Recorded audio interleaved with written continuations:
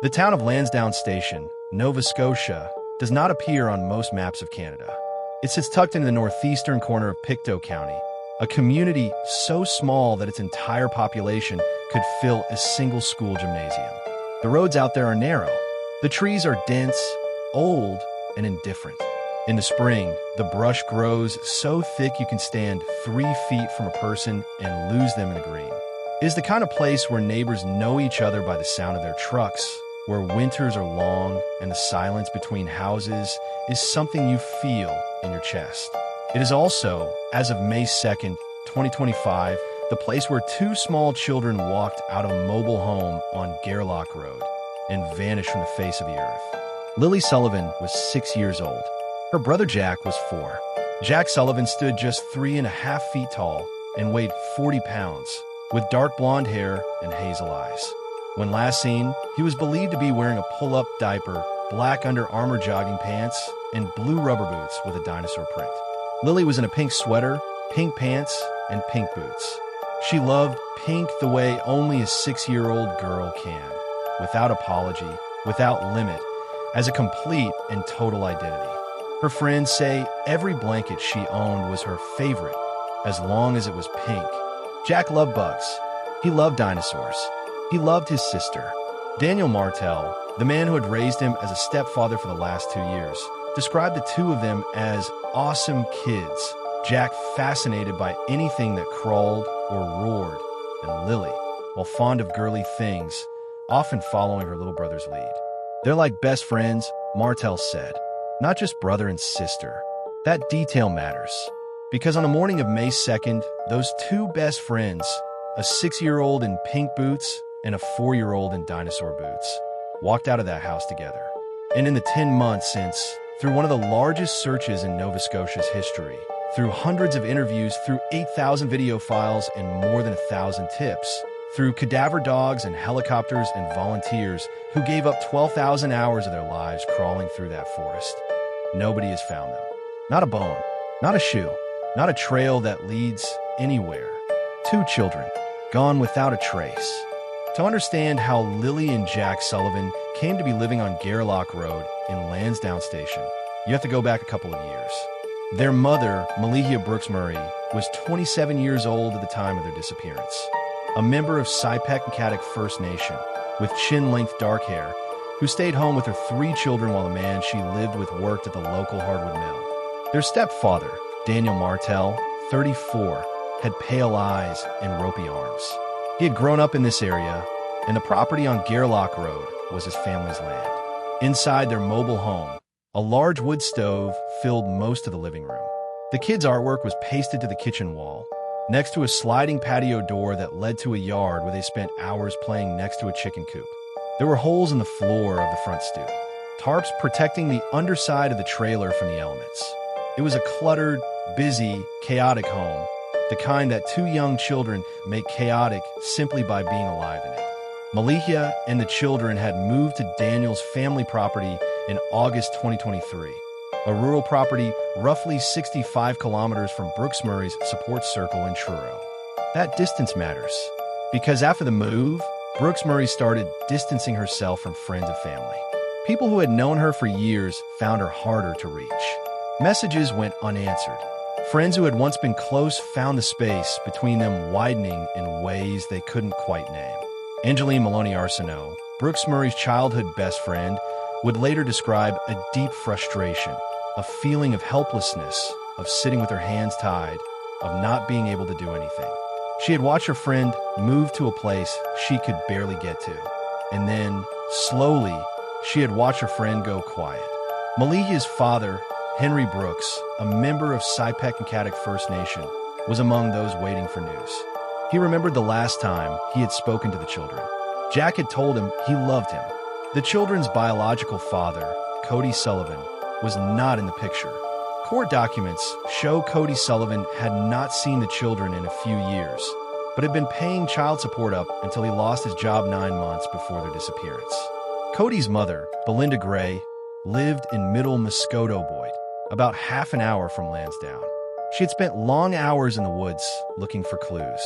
But her son, the biological father of these children, hadn't seen Jack and Lilly since he and Malikia separated 3 years earlier.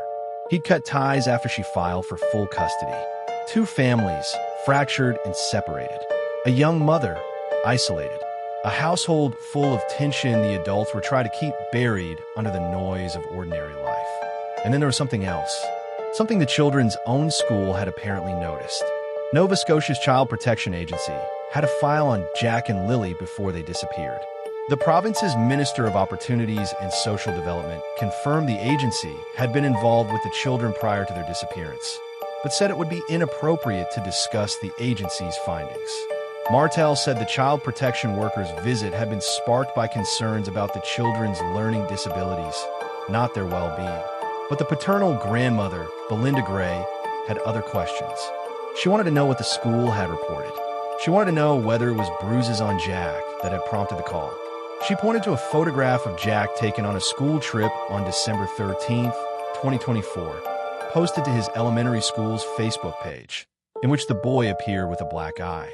When the Globe and Mail asked Daniel Martel about that photograph, he did not respond. The children attended Salt Springs Elementary School, about 18 kilometers from their home.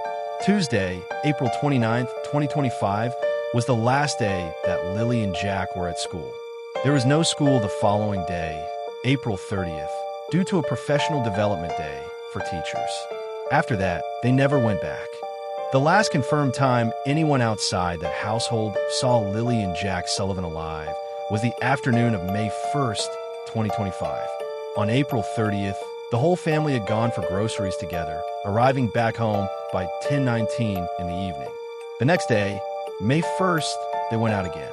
The five of them, Malikia, Daniel, the baby, Lilly, and Jack, drove to New Glasgow, where Jack and Lilly were captured on video surveillance at a Dollarama store near Highland Square Mall at 2:25 in the afternoon. They bought a few things. They got back in the car. They drove back down the long road toward Lansdowne. That surveillance footage is the last verified image of Lilly and Jack Sullivan that anyone outside that home has ever seen. That night, the household settled. The next morning, May 2nd, would be a Friday. Both children had been kept home from school that week because Lilly had a cough. There was no particular reason for anyone to be up early. According to Malikia Brooks Murray, she woke that morning to the sound of the children playing in the next room. She briefly fell back asleep, but upon waking again and finding them no longer in the house, she immediately called 911. The call came in at 10:01 in the morning. Police arrived at the house on Gairloch Road 26 minutes later at 10:27 a.m. Daniel Martel's mother, Janie McKenzie, who lived in a separate building on the same property, said she had fallen asleep around 8:50 that morning and awoke to her dog barking. She then heard Jack and Lilly playing on the swings in the backyard, laughing. She fell back asleep. By the time police arrived, the swings were still. The yard was empty. Martel told police that while searching in the forest immediately after the children were noticed missing, he thought he heard a scream, a sound he believed could have been Jack or Lilly. But a helicopter flying overhead at that moment made it impossible to hear anything further. A scream, then nothing. Within hours, Pictou County was crawling with searchers.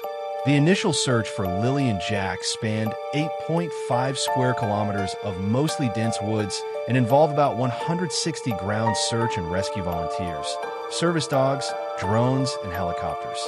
The Nova Scotia Guard was deployed for the first time in the province's history to support a missing persons search.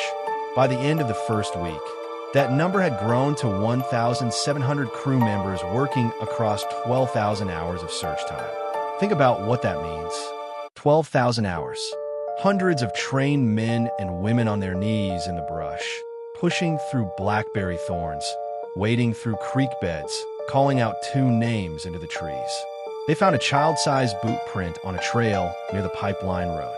And they found something else, about a kilometer from the house, in a tree, hanging as if placed there or caught there, or left there by something or someone that moved through those woods. They found a piece of Lilly's pink blanket, not on the ground, in a tree. 4 days later, on May 4th, a second piece of that same pink blanket was seized by police, found inside a trash bag at the end of the driveway of the children's home. 2 pieces of a blanket, one in a tree in the forest, one in the garbage at the house. and nothing else. No trail, no direction, no explanation. On May 7th, after 6 days of round-the-clock searching, the RCMP announced they were scaling back operations. The likelihood that the children were still alive, they said, was very low. Staff Sergeant Curtis McKinnon stood before the cameras and said, "We're not packing up and we're not giving up." But the machines were winding down. The helicopter noise faded. The volunteers went home, and Lilly and Jack were still gone. From the very first day, the people closest to this case were asking a question that investigators seemed reluctant to answer. If two small children walked into the forest, a 6-year-old and a 4-year-old, the older one not yet tall enough to reach most doorknobs without help, were their bodies?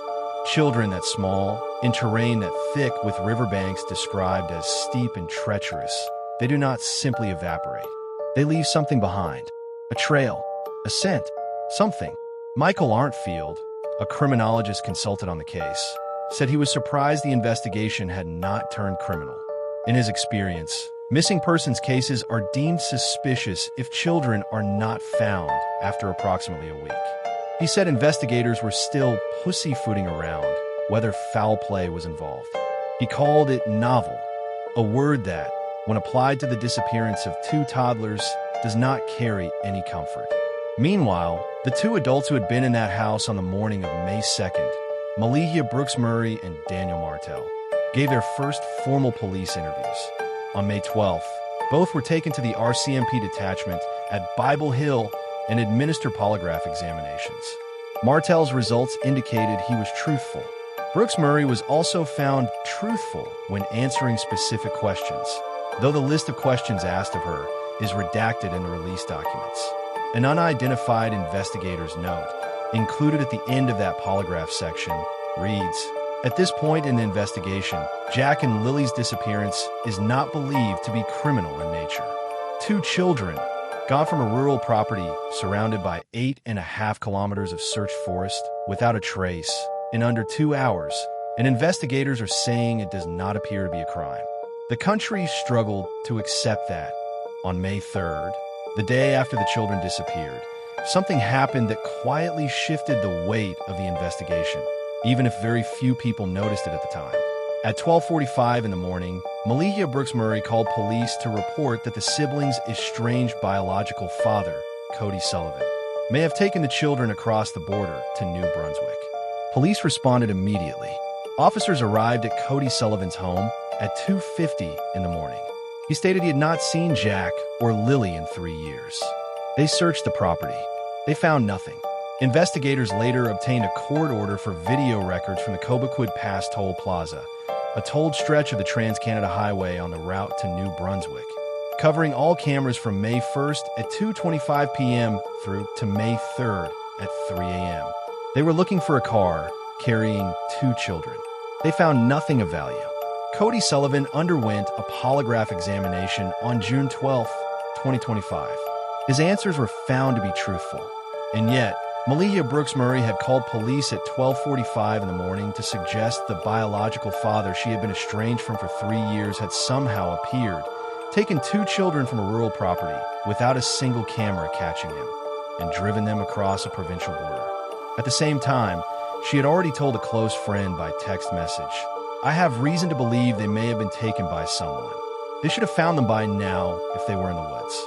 2 versions of events, 2 directions pointed at the same time, and no answers from either road. While searchers were still in the forest, Malihia Brooks Murray left Lansdowne Station. Daniel Martell told CBC on May 6th that Malihia had left their home to be with her family in another part of Nova Scotia, and that she had blocked him on social media. The couple who had been sleeping in the same bed when their children went missing had, within 4 days, separated entirely. She would later be seen at a press update for only a moment, before leaving to sit in the back of an ambulance and departing with her mother, cutting off all contact with Martell after that. Daniel Martell remained. He gave interviews. He stood in front of cameras and held up photographs of his stepchildren. He spoke about them with what appeared to be genuine anguish. He told the Canadian press he had asked for a lie detector test himself. He told investigators he had handed over his phone without hesitation. He said he was cooperating with the RCMP's major crime unit. He said he couldn't understand what had happened. But the court documents, when they were later unsealed, told a more complicated story about the household these children had been living in. In a police interview on May 9th, Malihia Brooks Murray discussed her relationship with Martel and alleged he had been physically abusive during their time together. She alleged that at one point he had restrained her and taken her phone. Martel denied every allegation. He told Global News it was part of a narrative designed to make him look bad. He told police their relationship was good, that they had ups and downs like any couple, that they had been arguing about money recently, but that there had been no physical violence. Martel's own grandmother told reporters that Malihia had informed her that Daniel had concealed a drug addiction for nearly the first year of their relationship. Martel denied having a drug problem, but in the same conversation, he admitted to having taken methamphetamines and, in his words, pretty much everything. He said he had recently started attending Narcotics Anonymous 3 times a week and was taking online courses in anger management, depression, parenting, child protection, substance abuse, suicide prevention, and violent behavior. Courses, he said, were recognized by child protection officials. "I have to clear my name for CPS," he said. "It's best to do that. Clear his name for CPS. Not for the investigation into 2 missing children. For Child Protective Services. It was a small detail, but it was the kind of small detail that once you hear it, doesn't leave." The months that followed were marked by a kind of national anguish that Canada rarely experiences. The case of Lilly and Jack Sullivan became a fixation. On news sites, on social media threads that ran to thousands of comments, on true crime forums where amateur investigators mapped the property and argued over timelines late into the night. Theories multiplied in the vacuum left by the absence of information. Every photograph of the children was studied. Every public statement from Daniel Martel was dissected word by word. In late May, a full month after the children vanished, Martel gave another statement. "Every day when I wake up," he said, "it feels like I'm reliving a nightmare." The searches continued through June, July, August. Investigators returned to the pipeline trail where the boot print had been found. They searched Lansdowne Lake from the air and in the water. They brought in teams from the RCMP's Behavioral Sciences Group and Criminal Analysis Service. They reviewed 8,100 video files. They conducted 75 formal interviews. They processed 1,079 tips. They assigned RCMP units from multiple provinces. The investigation had grown into something enormous. A machine with hundreds of moving parts, all focused on a stretch of woodland in a county most Canadians couldn't find on a map. And then, in October 2025, investigators finally brought in cadaver dogs. The dogs searched a total of 40 kilometers over 3 days. They found no human remains.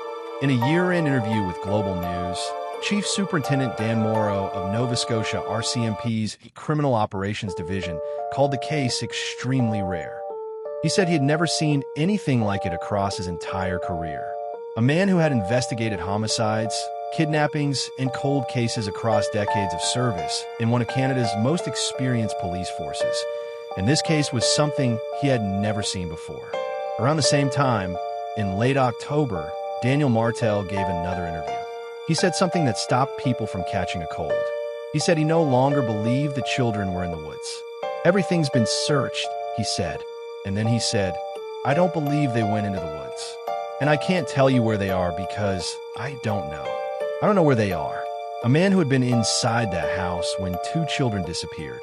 A man who lived on that property, who searched those woods first, who said he had heard a scream in the trees before a helicopter drowned it out. That same man, 5 months later, told the country that he did not think the children were in the forest. Where then? On January 15th, 2026, more than 8 months after Lilly and Jack vanished, the Nova Scotia judiciary released partially unsealed court documents to CBC News and the Globe and Mail. What was inside those documents deepened an already bottomless mystery. The documents revealed that police sought 12 separate search warrants between May 16th and July 16th, 2025. They had seized electronic devices from the family home. They had examined the home's wireless router to determine who had connected to the internet and when. They had obtained surveillance footage from roads, highways, and toll plazas. They had sent forensic teams in directions the public had never been told about. The documents also confirmed what had long been rumored about the children's home life. Nova Scotia's Child Protection Agency had a file on Jack and Lilly prior to their disappearance. A government minister confirmed it, and confirmed he had personally reviewed that file, but said it would be inappropriate to discuss the contents while a police investigation was ongoing. The paternal grandmother, Belinda Gray, said she wanted to know what the school had seen. Was it bruises on Jack? Were there other concerns? What had the child protection workers found when they visited that mobile home on Gairloch Road? She called for a full public inquiry. Nobody, she said, was giving her answers. 2 weeks after those documents were unsealed, a police car pulled up outside Daniel Martel's house. On January 26, 2026, at approximately 11:30 in the morning, Pictou County District RCMP arrested 34-year-old Daniel Robert Martel. He was charged with sexual assault, and forcible confinement involving an adult victim. The alleged offenses took place between September 1st, 2024 and March 30th, 2025, in the months directly preceding the disappearance of Lilly and Jack. The RCM Martel was released with conditions, including no contact with the alleged victim. The identity of the adult complainant is protected by a publication ban. The charges have not been proven in court. On March 2nd, 2026, Daniel Martel appeared in Pictou Provincial Court before Judge Cameron McKean. The courtroom was filled with members of the public and media. The hearing lasted only minutes before being adjourned. Outside, reporters surrounded him in the snow-covered parking lot. When asked whether the charges had anything to do with Jack and Lilly, Martel raised his voice. "I just said, they're not related," he said, striding away. His next court date is scheduled for March 30th, 2026. The alleged crimes against the adult complainant occurred, according to the court documents, in that same house on Gairloch Road, in the same months when Lilly and Jack were still going to school at Salt Springs Elementary, in the same months when a child protection file was being opened on those two children, in the same months before they vanished forever. Whether any of that is connected, whether the weight of what was happening inside that house has any bearing on where two small children went on the morning of May 2nd, is something that only the investigation knows. And the investigation is not talking. In February 2026, the RCMP confirmed that an additional round of polygraph tests had been conducted, though they would not say who had been tested or what questions have been asked. The machine keeps turning. The tips keep coming in. The reward, $150,000 offered by the province of Nova Scotia, sits unclaimed. Lilly Sullivan would be 7 years old now. Jack turned 5 last October, and somewhere in Nova Scotia, or perhaps somewhere far beyond it, nobody held a birthday party with dinosaur decorations and blue frosting. Nobody watched him blow out candles. Nobody heard him laugh. Cindy Murray, the children's maternal grandmother, has called the past 10 months absolute torture. She said the RCMP have not been forthcoming with details, and that as time passes, her patience is harder to hold. "I hope they're checking every avenue," she said. "In my heart, I want to believe that's what they're doing." Cheryl Robinson, a friend of Malikia's, still has a bag of the children's belongings stashed in her shed. She has kept it there with the hope that one day Lilly and Jack will come home and need their blankets. When she finally opened the bag on camera, her hands moved slowly across the fabric. She pulled out a pink blanket. "It was one of her favorites," Robinson said softly. "It was one of her favorites.